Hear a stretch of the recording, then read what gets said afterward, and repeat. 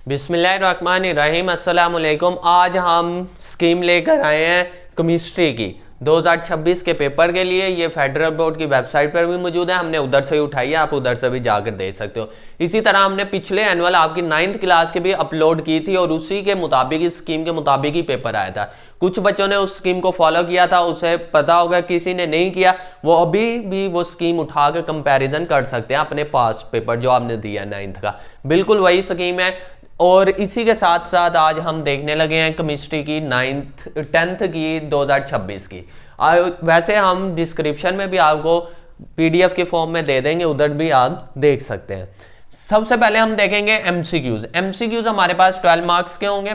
MCQs किन chapter से आएंगे वो इधर लिखे हुए हैं हमारे पास। मैटर हो गया, इलेक्ट्रोकेमिस्ट्री, काइनेटिक्स, साल्ट्स वाले में से 2 आएंगे, इसलिए ये 2 लिखे हुए हैं। एक नीचे भी है, 3 लिखे हुए हैं, 3 आएंगे साल्ट वाले में से।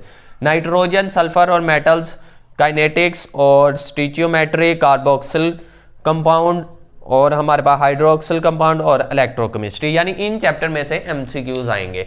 किसी जिसमें से 3 आएंगे वो 3 बार रिपीट हो रहे हैं, 1 2 3। इसी चैप्टर में से एमसीक्यूज आएंगे जिनके नाम इधर लिखे हुए हैं। तो आप इन चैप्टर के एमसीक्यूज अच्छे से कर लेना और आपके 12 नंबर क्या हो गए, पक्के हो गए। आगे हमारे पास है शॉर्ट क्वेश्चन। शॉर्ट क्वेश्चन आपके पास 11 होंगे और 11 इस तरफ होंगे, 11 इस तरफ। आमने से जैसे ये है क्वेश्चन नंबर 1, इधर 2 होगा। आपने दोनों में से एक को सिलेक्ट करना है। आपने 9th के पेपर दिए हुए हैं, आपको पता होगा 2 में से एक को सिलेक्ट करना होता है। अब देखते हैं हमारे पास जो क्वेश्चन 1 होगा वो कौन से चैप्टर से आएगा, इलेक्ट्रोकेमिस्ट्री। इसी का कंपैरिजन आएगा स्टीचियोमेट्री में से। अब 2 वाला सल्फर, नाइट्रोजन, सल्फर और मेटल, इसी के कंपैरिजन स्टीचियोमेट्री में से। अब इधर स्टीचियोमेट्री, इधर से क्या आएगा, ऑर्गेनिक केमिस्ट्री, यानी स्टीचियोमेट्री से 3 आ रहे हैं। पॉलीमर्स में से इधर इसी के कंपैरिजन बायोकेमिस्ट्री। नाइट्रोजन, सल्फर और मेटल, इसी के कंपैरिजन इलेक्ट्रोकेमिस्ट्री।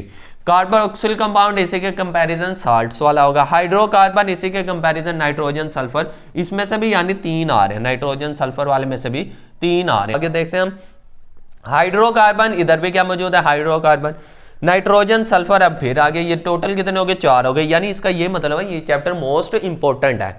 आगे हमारे पास बायोकेमिस्ट्री है, इसी के कंपैरिजन। इधर बायोकेमिस्ट्री और इसी के कंपैरिजन हाइड्रोक्सिल कंपाउंड। इलेक्ट्रोकेमिस्ट्री, इसी के कंपैरिजन हाइड्रोक्सिल कंपाउंड। इस स्कीम से आपको ये पता चलेगा किस चैप्टर में से ज्यादा शॉर्ट क्वेश्चन आ रहे हैं, फिर आप उसी को अच्छे से तैयार कर लेना और यानी यूं शॉर्ट कट आपकी क्या हो जाएगी, तैयारी हो जाएगी।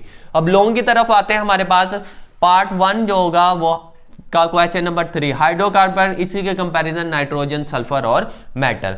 उसके बाद स्टीचियोमेट्री और इसी के कंपैरिजन भी हमारे पास स्टीचियोमेट्री, यानी ये दोनों उसी में से ही आएंगे। इसके बाद केमिकल काइनेटिक्स, नाइट्रोजन सल्फर में से भी यानी 2 आ रहे हैं और स्टीचियोमेट्री में से भी 2 आ रहे हैं और शॉर्ट क्वेश्चन भी इसमें से ज्यादा आ रहे हैं। तो ये 2 चैप्टर आप सबने लाजमी करने हैं, स्टीचियोमेट्री और नाइट्रोजन सल्फर और मेटल्स वाला।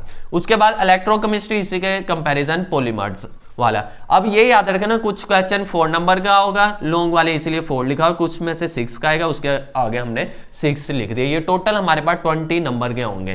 तो ये टोटल मिलाकर हमारे पास इस तरह की स्कीम है। इस स्कीम से आपको पेपर अटेम्प्ट करने में बहुत आसानी होगी और तैयारी में सबसे ज्यादा आसानी होगी।